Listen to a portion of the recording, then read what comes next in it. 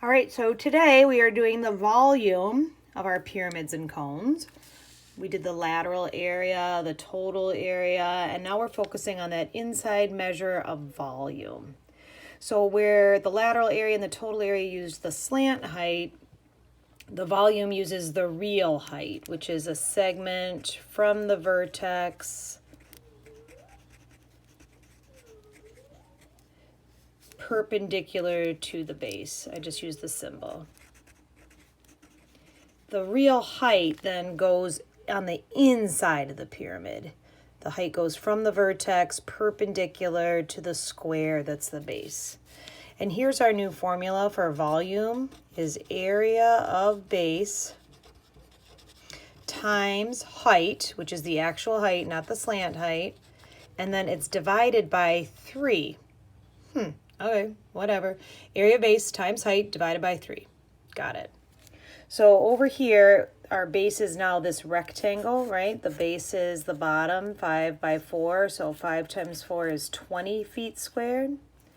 The height is given to us at 6 feet. So we're going to do area of the base times the height divided by 3. And if I multiply that out, I get 40. And you'll remember that volume is always cubic units, 40 feet cubed.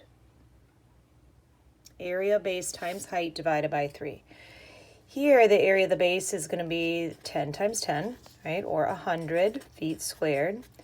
But the height is not given to me. If I look here, I've got the slant height, not the regular height that I need. But I can see that this is going to create a right triangle. The height that I'm looking for, the 13, which is the slant height. And I know that this is 5 because it goes halfway through there. So it's going to be half of 10.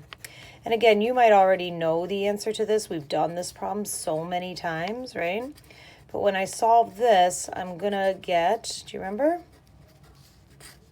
12, right? The height is 12. So 12 feet is the height. Once I have that, I can do area of the base times the height divided by 3. So 400 feet cubed. Volume. Area of the base times height divided by 3. For these problems, I'm just going to write out the formula again. Area base times height divided by 3. Plug in the numbers that are given to me. Times height divided by 3. I know that 12 divided by 3 is 4. So 4 times what was going to be 25, and height is plain units, centimeters. This one, volume is area of the base times height divided by 3. The volume is 60. The area of the base I don't know. The height is 9. 9 divided by 3, of course, is 3.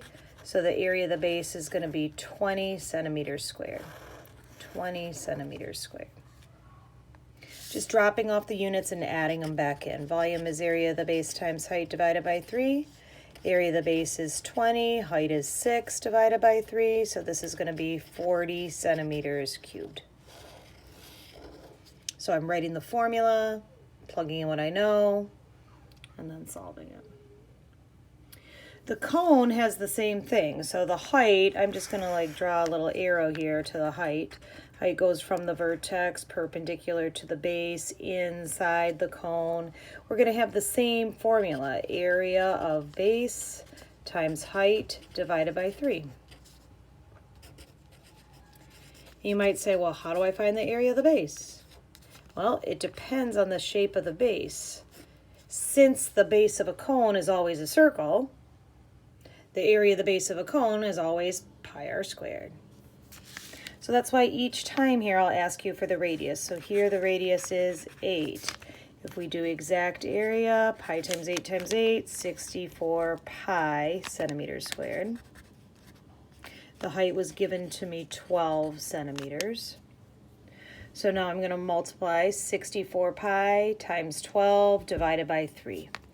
64 pi times 12 divided by 3. And I could just type in my calculator if I wanted to, 65 times 4. Either way, it's 256 pi centimeters cubed. We always do one exact, and then of course we do one approximate. So here I have 3 for the radius, so approximate area is 3.14 times 3 times 3, 28.26 inches squared. But you'll see that the height, don't know it. So I've got to use my formula, a squared plus b squared equals c squared. We've done so many of these Pythagorean triples that you might know by heart that the height is 4, right? 4 inches, 3, 4, 5 triangle. Now I'm going to type in my calculator, area of the base times height divided by 3. And you don't have to write that down, right? I'm just writing that down so you can see where I'm getting the 37.68 inches cubed. The last ones are then these little ones where they're giving you the numbers. So area of the base times height divided by 3. Area of the base 30 pi, height is 5 divided by 3. And I could do something in my head like, oh, 30 divided by 3 is 10. 10 times 5 is 50 pi inches cubed for the volume. 50 pi inches cubed. This one, volume is area of the base times height. Each time I'm writing the formula, right? 100 pi equals 25 pi times h divided by 3. Now this one's not going to come out even.